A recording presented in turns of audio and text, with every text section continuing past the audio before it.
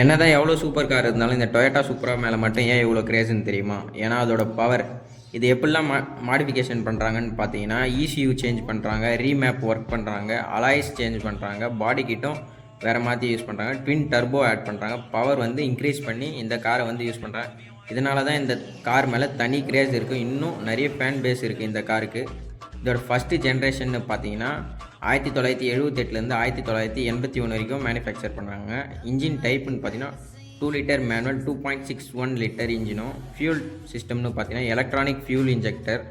Power அவுட்புட்னு பார்த்தீங்கன்னா 110 ஹெச்பிலேருந்து 116 HP வரைக்கும் output கிடைக்கும். இது ஒரு இன்லைன் 6 சிலிண்டர் இன்ஜின். இதனால தான் இந்த வண்டிக்கு தனி ஃபேன் பேஜ் இன்னும் இருக்குது.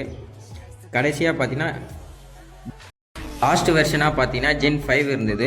இதோட இன்ஜின் டைப்புன்னு பார்த்தீங்கன்னா 2 litre turbo, 3 litre turbo option கொடுத்தாங்க. 2019 335 ஹெச்பியும் 365 ஹெச்பியும் ப்ரொடியூஸ் பண்ணிச்சு. இது ஆப்ஷன் தாங்க.